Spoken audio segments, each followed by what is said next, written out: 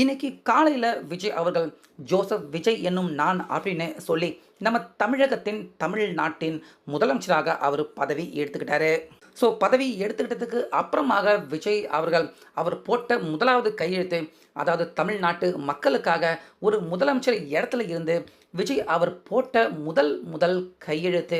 அதுக்கு அப்புறமா விஜய் அவர்கள் தமிழக அரசியலில் நான் எடுக்க போகிற இந்த முடிவு அப்படின்னு ஒரு முக்கியமான அனௌன்ஸ்மெண்ட்டை விஜய் சொல்கிறாரு. ஸோ விஜய் அவர் எடுத்திருக்க இந்த மிக முக்கியமான முடிவு பதவிக்கு வந்த முதல் நாள்லேயே திமுக கட்சி, ஸ்டாலின், உதயநிதி இப்படி இவங்க எல்லாருக்குமே மிகப்பெரிய ஒரு ஆப்பு வைக்கிற மாதிரி, அதாவது கைது ஆகி சிறைக்கு செல்ற மாதிரியான ஒரு சம்பவத்தை இன்னைக்கு முதல் நாள் முதல் கையெழுத்து போட்டு விஜய் அவருடைய அரசியல் பயணத்தை துவங்குறாரு. அதுவும் எப்படின்னா, ஸ்டாலின், உதயநிதி இன்னும் திமுக கும்பலுக்கு உள்ளே இருக்கிறவங்க நிறைய பேர் சிறைக்கு செல்றதுக்கான வாய்ப்பு இருக்கிற மாதிரியான ஒரு சிச்சுவேஷன், சூழ்நிலை உருவாகிற மாதிரியான ஒரு கையெழுத்து முதல் நாள் அரசியலை விஜய் அவர்கள் துவங்கியிருக்காரு. ஸோ அப்படி இன்றைக்கி காலையில் பதவி ஏற்றுக்கிட்ட விஜய் அவர்கள் அவர் ஃபஸ்ட்டு போட்ட அந்த கையெழுத்து என்ன, அதுக்கப்புறமா அவர் எடுத்த அதிரடியான நடவடிக்கை, இப்போ இதனால் எதுக்கு ஒட்டுமொத்த திமுகவினர்கள், முக்கியமாக ஸ்டாலின், உதயநிதி இவங்க எல்லாருமே அவங்க பயப்படுற மாதிரியான செயல் என்ன செயலில் விஜய் அவர் இறங்க போகிறாரு அப்படின்னு இன்றைக்கி காலையில் பதவி ஏற்றுக்கிட்டதில் இருந்து விஜய் அவர்கள் கடைசியாக ஸ்டாலின், திமுகவினர்கள் எல்லாரையுமே சிக்க வைக்கிற மாதிரியான என்னென்ன விஷயத்த செஞ்சுருக்காரு அப்படிங்கிற முழு விவரம் எல்லாத்த பற்றியும் தான் இந்த வீடியோவில் பார்க்க போகிறோம். ஸோ அதனால் வீடியோவை ஸ்கிப் பண்ணாமலேயே பாருங்கள். இதில் இன்றைக்கி காலையில் 10 மணிக்கு தான் பார்த்தீங்கன்னா விஜய் அவர் பதவி ஏற்றுக்கிற இந்த விழா துவங்குது. ஆனால் கிட்டத்தட்ட 8:45 மணிக்கு எல்லாம் பார்த்தீங்கன்னா முதல் ஆளாக பதவி ஏற்றுக்கிறதுக்காக நேரு உள் விளையாட்டு அரங்கத்துக்கு விஜய் வந்துட்டார். ஸோ அந்த லிஸ்ட்டில் விஜய் அவர் மட்டும் இல்லை, அவர் கூடவே இன்றைக்கி சேர்ந்து கிட்டத்தட்ட 9 தமிழக வெற்றி கழகத்தின் வேட்பாளர்கள் அவங்க எல்லாருமே மந்திரிகளாக பதவி எடுத்துக்கிறாங்க. இதில் கரெக்டாக ஆளுநர் அவர் பார்த்தீங்கன்னா 9:45 மணிக்கு தான், அதாவது 10 மணி ஆகிறதுக்கு கொஞ்ச நேரம் இருக்கிறதுக்கு முன்னாடி தான் ஆளுநர் நேரு விளையாட்டு அரங்கத்துக்கு வந்தார். வந்த கொஞ்ச நேரத்திலேயே ஆளுநர் விஜய் அவருக்கு முதலமைச்சராக பதவி பிரமாணம் செய்து வச்சார். ஸோ அப்போது விஜய் அவர்கள் ஜோசப் எனும் நான் அப்படின்னு அந்த வார்த்தையை விஜய் அவர் சொல்கிறதுக்காக எல்லாருமே காத்துக்கிட்டு இருந்தாங்க. அந்த ஒரு நிமிடம், சில நிமிடங்கள் பார்த்தீங்கன்னா அந்த நேரு விளையாட்டு அரங்கமே சத்தம், விசில் சத்தத்தால் மிகப்பெரிய அளவில் அதிர்ந்ததை நம்ம பார்க்க முடியுது. அதனைத் தொடர்ந்து முதலமைச்சராக விஜய் அவர்கள் பதவி ஏற்றுக்கிட்டதுக்கு அப்புறமா அடுத்துன்னு கிட்டத்தட்ட 9 தமிழக வெற்றி கழகம் எம்எல்ஏக்கள் எல்லாருமே நம்ம தமிழகத்தின் அமைச்சர் பொறுப்பை அவங்க எல்லாருமே ஏற்றுக்கிறாங்க. ஸோ அப்படி ஆளுநர் எல்லாருக்குமே அந்த அமைச்சர் பதவி ஏற்ப ஆளுநர் அவரை ஏற்று முடிச்சதுக்கு அப்புறமா ஆளுநர் உடனே பார்த்தீங்கன்னா அவர் கிளம்பிட்டார். ஸோ அவர் போனதுக்கு அப்புறமாக தான் பார்த்தீங்கன்னா விஜய் அவர்கள் தன்னுடைய முதல் கையெழுத்து, விஜய் அவர்கள் தமிழ்நாட்டு மக்களுக்காக விஜய் அவர் என்ன செய்ய போகிறாரு, அவர் நிறைய வாக்குறுதி கொடுத்துருக்காரு, அந்த வாக்குறுதியில் இருந்து விஜய் அவர்கள் என்ன ஃபஸ்ட்டு அவர் நிறைவேற்ற போகிறாரு அப்படின்னு எல்லாருமே ஆர்வமாக எதிர்பார்த்துட்டு இருந்தாங்க. ஃபஸ்ட்டு விஜய் அவர்கள் பார்த்தீங்கன்னா 2 மாதம் தமிழ்நாட்டில் 200 யூனிட்டுக்கும் கம்மியாக பயன்படுத்துகிறவங்க எல்லாருக்குமே மின்சாரம் கட்டணம் தேவையில்லை அப்படின்னு 2 மாதத்துக்கு எல்லாருமே இலவச மின்சாரம் இலவசம் அப்படிங்கிறத விஜய் அவர்கள் முதல் கையெழுத்தாக தமிழ்நாட்டு மக்களுக்கு போட்டிருக்காரு. அதோட தொடர்ந்து பெண்களுக்கான பாதுகாப்பு, பெண்களுக்கான சிறப்பு பாதுகாப்பு ஒவ்வொரு மாவட்டத்திலையுமே நிகழ்த்தப்படும் அப்படிங்கிறதுக்கான ஒரு முக்கியமான கையெழுத்து, அதுக்கப்புறமா இன்னொரு கையெழுத்து. ஸோ ஆக மொத்தம் 3 கையெழுத்துகள் இப்போ இந்த பதவி ஏற்பு விழாவிலேயே வச்சு விஜய் அவர்கள் தமிழ்நாட்டு மக்களுக்காக அவருடைய முதல் அரசியல் பயணத்தின் கையெழுத்தை போட்டு துவங்கி வச்சுருந்தாரு. ஸோ அதுக்கு அப்புறமாக தான் பார்த்தீங்கன்னா உண்மையான அரசியல் ஆட்டத்துக்கு உள்ளே விஜய் அவர்கள் இறங்குறாரு. இந்த இடத்துல தான் விஜய் அவர் செஞ்ச செய்கை ஒட்டுமொத்தமாக ஸ்டாலின், உதயநிதி இன்னும் திமுகவினர்கள் யாரெல்லாம் தப்பு பண்ணாங்களோ அவங்க எல்லாருமே விஜய் அவரை பார்த்து பயப்படுற மாதிரியான விஷயத்தை விஜய் அவர் தொடங்கி வைக்கிறாரு.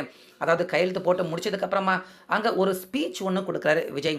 ஒட்டுமொத்த தமிழக மக்களுக்கு தன்னுடைய நன்றி கலந்த அந்த வணக்கத்துடன் பார்த்தீங்கன்னா தன்னை முதலமைச்சராக தேர்வு செஞ்சதுக்கு நன்றி அப்படிங்கிற நன்றி கலந்த வணக்கத்துடன் அவருடைய ஸ்பீச்சை ஆரம்பிக்கிறாரு விஜய்.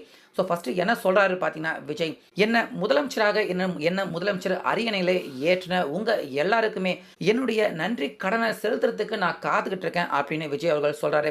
அது மட்டும் இல்லாமல் இப்போதைக்கு தமிழ்நாடு இருக்கிற இந்த நிலைமையில் நிச்சயமாக நான் கொடுத்துருக்க அந்த வாக்குறுதிகள் எல்லாத்தையுமே ஒன்றா தான் என்னால் நிறைவேற்ற முடியும். எல்லாத்தையுமே ஒரே நேரத்தில் செய்ய முடியாது. ஆனால் எல்லா வாக்குறுதிகளையுமே ஒன்றா நான் எல்லா வாக்குறுதியும் உங்களுக்கு நிறைவேற்றுவேன், அதை ஒன்றா தான் செய்யணும். அதனால் என்னடா இது விஜய் வந்துட்டார், எதையுமே சொன்னதை செய்யலையே அப்படின்னு மக்கள் யாருமே நினைக்கக்கூடாது அப்படின்னு பார்த்தீங்கன்னா விஜய் அவர்கள் சொல்கிறாரு. முக்கியமாக பார்த்தீங்கன்னா தமிழ்நாடு இப்போ கிட்டத்தட்ட 10,00,000 கோடி கடன் சுமையில் இருக்குது. ஸோ இந்த இக்கட்டான கடினமான சூழ்நிலையில் நான் பதவி எடுத்துக்கிறேன். அதாவது இப்போ தமிழ்நாடு என்ன நிலைமையில இருக்குது, இது வரைக்கும் என்னென்ன நடந்திருக்கு அப்படிங்கிற ஒரு வெள்ளை அறிக்கை நான் வெளியிட போகிறேன். அதாவது விஜய் அவர்கள் இப்போல இருந்து அவர் பதவி எடுத்துக்கிறாரு. இதுக்கு முன்னாடி தமிழ்நாடு என்ன நிலைமையில இருக்குது அப்படிங்கிறத தமிழ்நாட்டு மக்கள் எல்லாருமே பார்த்து தெரிஞ்சுக்கிற மாதிரியான ஒரு வெள்ளை அறிக்கை ஒன்று நான் வெளியிட போகிறேன். அந்த வெள்ளை அறிக்கையில் தமிழ்நாடு இப்போ இது வரைக்கும் எந்த நிலைமையில எந்த அளவுக்கு மோசமான நிலைமையில இருக்குது அப்படிங்கிறத அந்த வெள்ளை அறிக்கை பார்க்குறப்ப உங்கள் எல்லாராலையுமே புரிஞ்சுக்க முடியும். ஸோ இந்த இடத்துல இருந்து தான் நான் வந்து பதவி எடுத்துக்கிறேன்.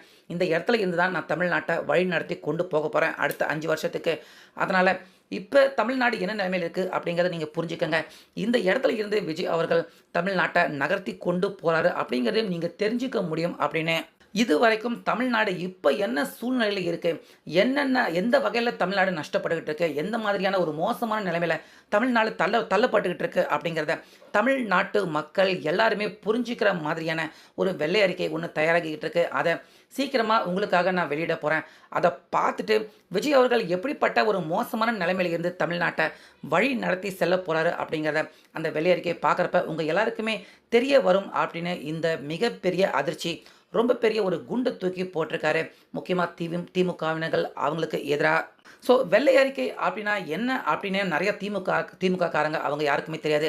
வெள்ளை அறிக்கை அப்படின்னு கேட்டால் ஒரு வெள்ளை பேப்பரை தூக்கி காட்டியிருக்காங்க இதுக்கு முன்னாடி திமுகவினர்கள் நம்ம பார்த்துருக்கோம்.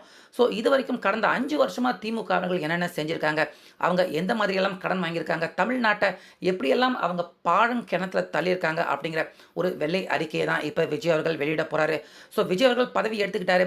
இந்த இடத்துல இருந்து அவர் விஜய் எந்த இடத்துல இருந்து அவர் பொறுப்பு எடுத்துக்கிட்டு தமிழ்நாட்டை அவர் வளர்ச்சி பாதைக்கு நகர்த்தி கொண்டு போகிறாரு அப்படிங்கிறது உட்பட அந்த வெள்ளை அறிக்கையில் பார்த்தீங்கன்னா தெளிவாக இருக்கும். ஸோ அதனால் விஜய் அவர் பதவிக்கு வந்துட்டார், அவர் எதுவுமே செய்யலையே, அவர் ஒன்றுமே பண்ணலை, சொன்னதை செய்யலை அப்படின்னு நினைக்கிறவங்க சொல்கிறவங்க எல்லாருக்குமே இப்போ தமிழ்நாடு என்ன நிலைமையில் இருக்குது, என்ன கண்டிஷனில் இருக்குது அப்படின்னு விஜய் அவர்கள் வெளியிட்டார் அப்படின்னா நிச்சயமாக மக்கள் எல்லாருமே கூட நிச்சயமாக இலவசம் எதுவும் வேண்டாம், நீங்கள் தமிழ்நாட்டை வளர்ச்சி பாதைக்கு நகர்த்தி கொண்டு போனால் போதும் அப்படின்னு மக்கள் எல்லாருமே நிச்சயமாக அவங்க வாயால் சொல்கிற நிலைமையில தமிழ்நாடு இருக்குது. ஸோ இந்த வெள்ளை அறிக்கையை மட்டும் வெளியே வந்துச்சு அப்படின்னா தமிழ்நாடு இந்த அளவுக்கு மோசமாக போகிறதுக்கு என்ன காரணம், யார் காரணம் அப்படின்னு நிச்சயமாக தமிழ்நாட்டு மக்களே இதுக்கு முன்னாடி இருந்த முதல்வர் ஸ்டாலின் அவரை பார்த்து கை நீட்டி கேள்வி கேட்க வேண்டிய அந்த நிலைமை தான் ஏற்படும். ஸோ அப்படிப்பட்ட நிலைமைக்கு தான் இப்போ ஸ்டாலின் அவரை இக்கட்டான அந்த நிலைமைக்கு மக்கள் எல்லாருமே தமிழ்நாட்டின் நிலைமையை புரிஞ்சுக்கிற மாதிரியான அந்த விஷயத்தை அந்த வெள்ளை அறிக்கையை விஜய் அவர்கள் வெளியிட போகிறாரு.